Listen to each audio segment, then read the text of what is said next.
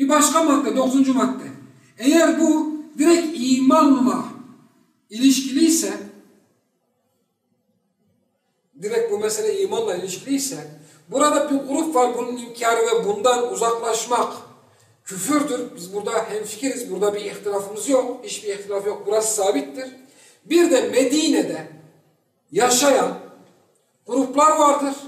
Bizdenmiş gibi görünür ama bizden değildir. Hakimiyeti Allah'tan gaysına, hüküm konusunda Allah'a gelmemek bunların vasfıdır. İşte münafıkların vasfıdır. İşte 9. maddemiz de budur. Allah'ın indirdiği hükümlerle hükmetmek, ona muhakem olmak müminin sıfatıdır. İmanla alakalı ya. Ondan yüz çevirmek ise münafığın sıfatıdır. 9. maddemiz de budur. Anlaşıldı mı? 8. maddeyle 9. maddenin sırayla gidiyoruz. Bak ilişkisini anladınız değil mi? Eğer bu mesele imanla alakalıysa müminin vasfı nedir? Hükmü Allah'a vermek. Münafık var Medine'de. Onun da vasfı nedir? Allah'ın hükmünden yüz çevirmek. Nur suresi 47-51 ila o civar. وَيَقُولُونَ آمَنَّا بِاللّٰهِ وَبِالرَّسُولِ وَاَطَعْنَا Allah'a ve Resulüne iman ettik dediler. İtaat ettik dediler. ثُمَّ يَتَوَلَّا فَر۪يقٌ مِنْهُ مِنْ بَعْدِ ذَٰلِكِ Sonra bir kısmı ondan yüz çevirdi. وَمَا اُولَٰئِكَ بِالْمُؤْمِنِينَ Onlar mümin değildir diyor. Onlar ne değildir? Mümin değildir. Dikkat! وَاِذَا دُعُوا اِلَى اللّٰهِ وَرَسُولِهِ Allah ve Resulüne davet edildikleri zaman niçin? Niçin davet edilecek? يَحْكُمَ بَيْنَهُمْ Allah'ın hükmüne gelin, aranızda hükmedelim diye çağrıldıkları zaman اِذَا فَرِيقٌ مِنْهُمْ مُعْرَضُونَ Onlardan bir fırka ne yapar? Yüz çevirir. Bak Allah subhanehu ve teala bunlar kim? Medine'deki münafıklar. Demek ki hakimiyet mefhumunun imana taalluk eden bir mesele ise müminin sıfatı Allah ve Resulüne hükmet, Allah ve Resulüne gitmek değil. Bak o ayrı. Allah ve Resulüne gitmek başka. Mesela namaz konusunda ihtilaf ettik. Namazın terki küfür müdür, değil midir? Gel Allah ve Resulüne gidelim deriz. Bu başka. Anladın mı? Hükmetmek için bir ihtilafta. Tamam mı? Hükmedilmesi için bizim üzerine durduğumuz bu. Tamam mı? Hükmetmek için. Tamam mı? Ayette özellikle bu لِتَحْكُمَ بَيْنَهُمْ o yani لِيَحْكُمَ بَيْنَهُمْ kısmı geçmezse burası tevil edilebilirdi. Yani Kur'an ve sünneti kabul edin. De onlar kabul etmiyor şeklinde tevil edilebilirdi. Anladın mı? Münafıklar Kur'an ve sünneti kabul etmiyor efendim diye tahrif edebilirlerdi. Ama ayette geçiyor yani şu ana kadar böyle bir tahrif yok da akıllarına geldiyse de kapatayım ben bunu. لِيَحْكُمَ بَيْنَهُمْ Allah var hükmetsin diye. Hakeme nedir? Arasında konuşsun diye değil ki. Hakemenin manası belli yani.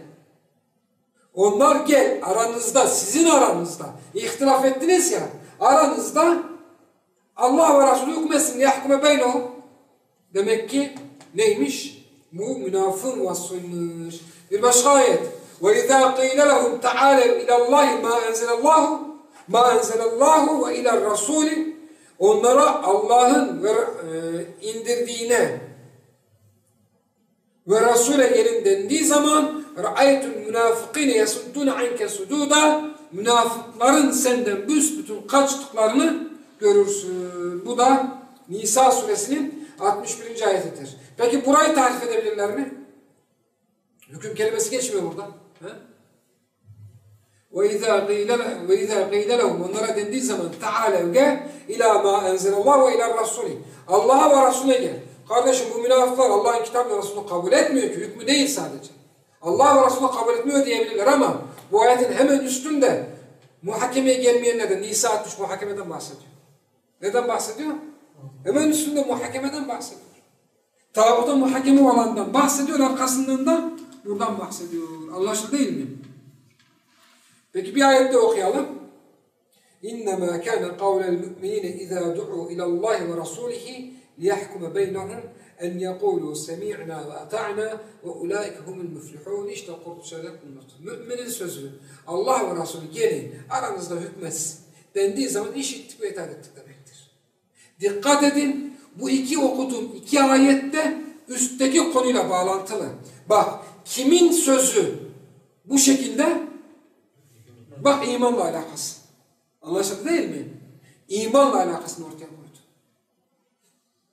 Mümin erkek ve mümin kadının, müminlerin sözü Allah ve Resulüne aranızda hükmetsin diye çağırdığın zaman gel, aranızda hükmetsin. Bir de çağırıyorsun yani, gel.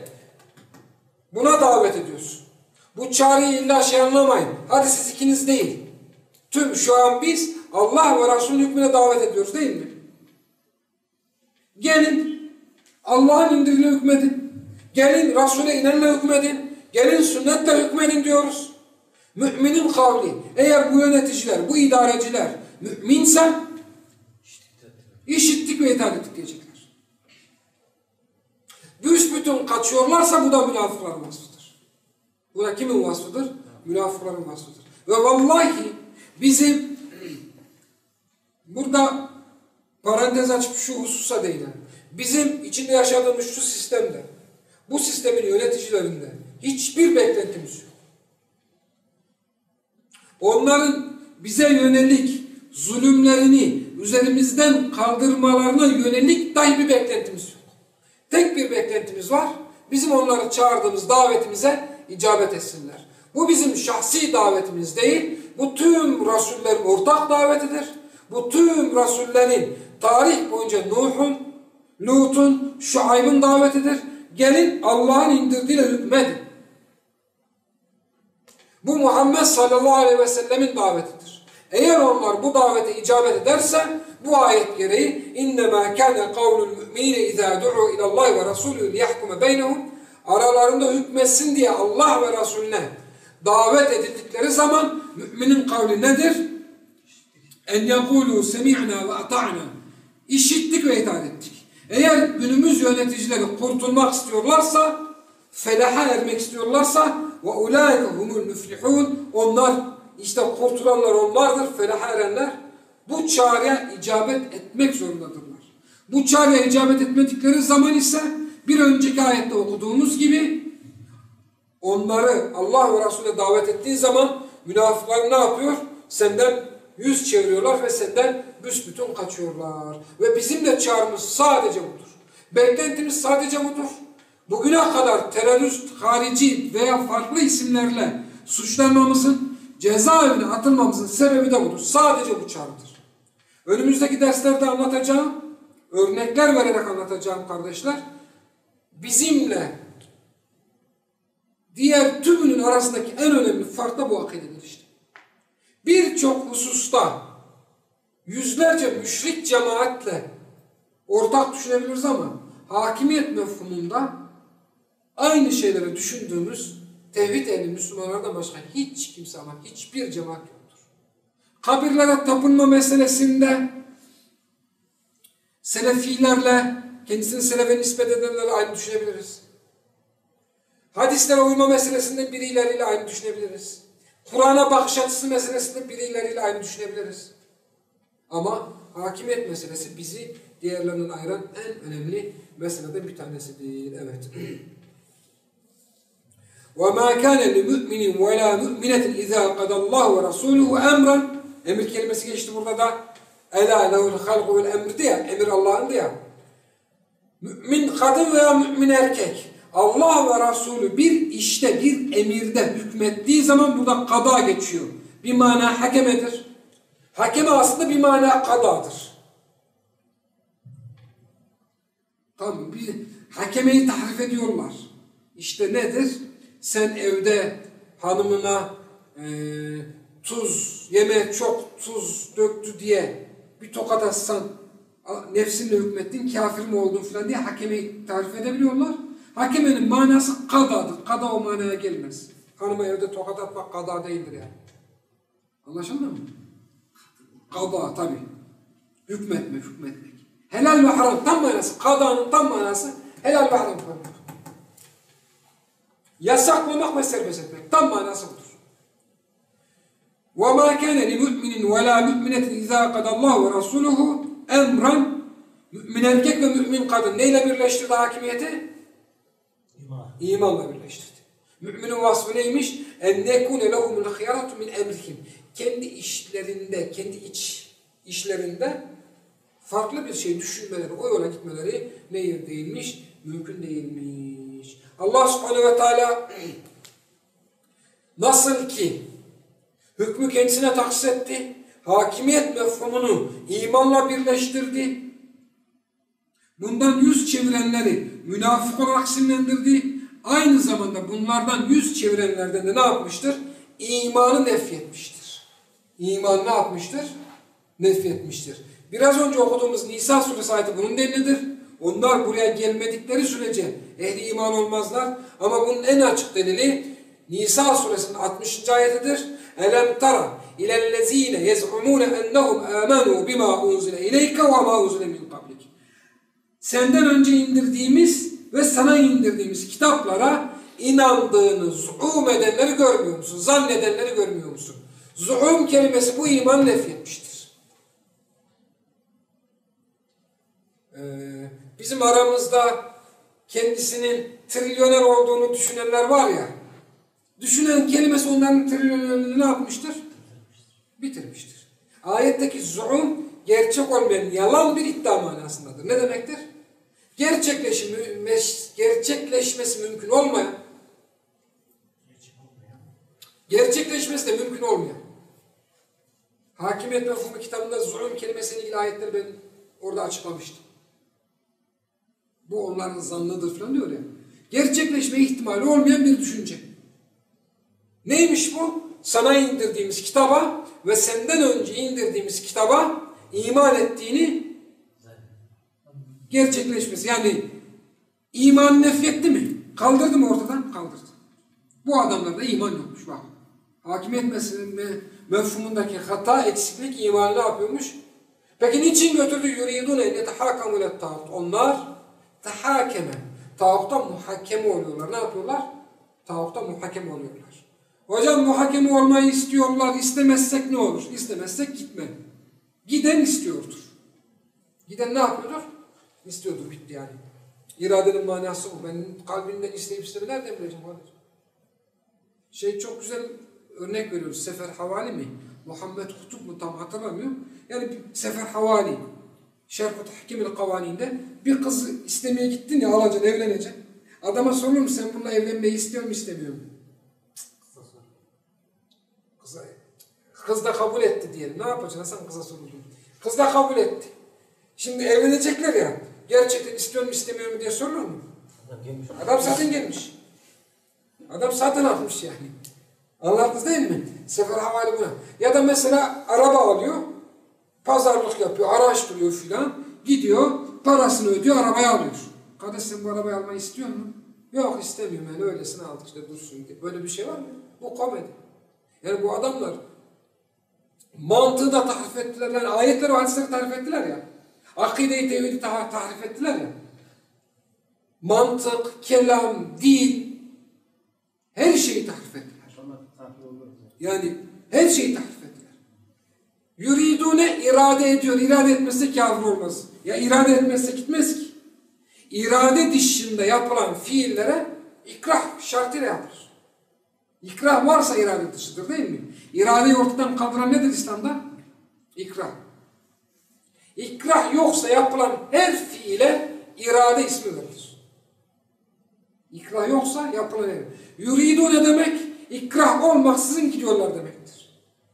İkrah olmaksızın gidiyorlar demektir. Yuridune yetehakkum ilet tağut. Tağutun hükmünü istiyorlar. Vakat umiru ve yekfuru bih. Halbuki ne diyor ayette? Ne olmuşlardı? Emrolunmuşlar daha önceden yani. Şimdi diyorum ki ben Nisa suresinin 60 arkadaşla konuşuyoruz. Birisiyle konuşuyoruz. Müslüman bir kardeş bu. Biraz sert bir Müslüman kardeş. Muhakemeye, tağutun muhakemesine gitmenin hükmü nedir? Küfürdür. Delil Nisa 60. Nisa 60'da diyor ki daha önce bu inkar etmekle bulmuştu. Nisa 60 değilmiş demek ki.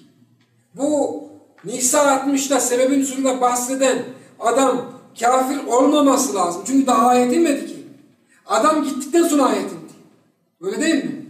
Demek ki adam gitmeden önce tağuta muhakem olmak neymiş? Küfür. Buna göre olmaz o zaman.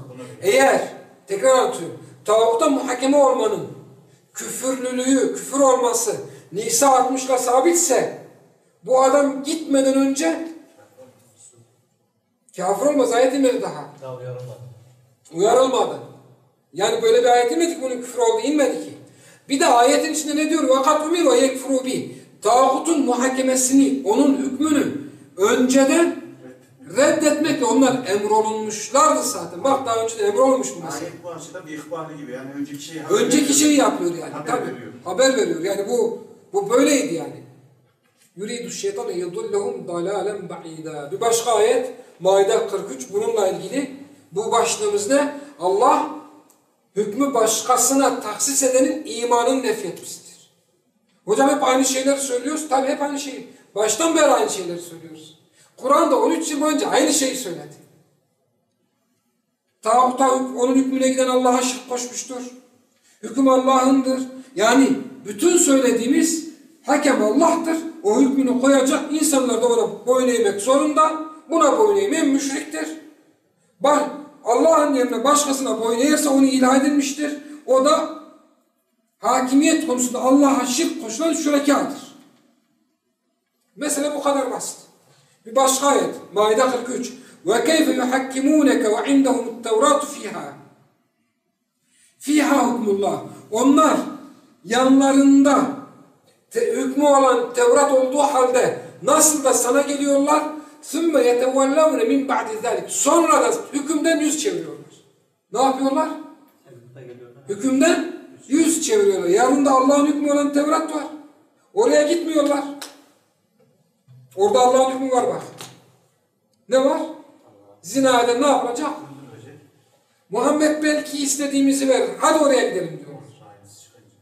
Orada da istemedikleri bir hüküm çıkınca tamam mı? Ne diyor ayetin devamında? ثُمَّ يَتَوَلَّوْنَ مِنْ بَعْدِ ذَلِكَ Sonra da yüz çeviriyorlar. وَمَا اُولَٰكَ بِالْمُؤْمِنِ Onlar mümin değil ki. Neyi nefretti? İman nefretti.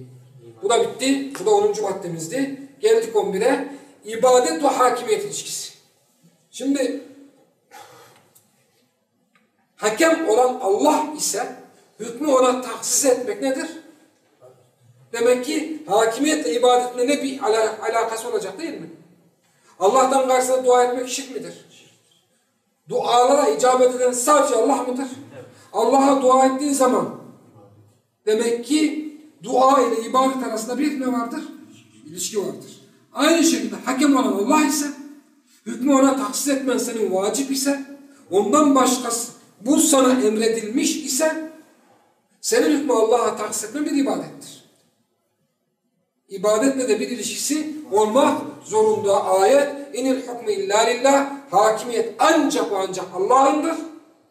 Devamı emara alla ta'udu illa'ya bir mana şudur. Yani hükmü ona tahsis etmek suretiyle Allah'a ibadet etmenizi emretti. İşte dinde budur. Zalike dinul kayyim. İşte dinde nedir? Dinde budur diyor. Anlaşıldı mı? Neyle ilişkisini kurdu? Hakimiyet mefhumu. Hüküm Allah'ındır. Yani ya iki ayrı varlık, o ayrı o ayrı kimse diyemez bunu. Yani bu Kur'an'ın ruhuna, Kur'an mesela amenu ve amelus salih. İman eden ve salih amel işler. Niye ikisi bir de ondan? Salih amel imana dahil de arka arkaya zikredilmiş. Salih amel imana dahilken arka arkaya zikredilmiş. İnil hukmu illa lillah emara ella ta'budu illa iyyah. Evet. Bu da Yusuf suresi 40 neyle ilişkisiydi? Hakimiyet mefhumunun ibadet ile ilişkisidir. Ve bundan dolayı burada şunu söyleriz. Kişinin hükmü Allah'a tahsis etmesi, onun hükmüne boyun eğmesi, onun hükmüyle hükmetmesi, onun hükmüyle yönetmesi, idare etmesi sadece ama sadece Allah'a ibadet etmesidir. Eğer kişi bu konuda Allah'ın indirdiğiyle hükmederken dahi insanların hükmüne giderse, insanların hükmüne boyun eğerse, insanların hükmüyle hükmolunur veya hükmederse ibadette Rabbine ibadette Allah'a nedir? Ortak koşmuş bir müşriktir.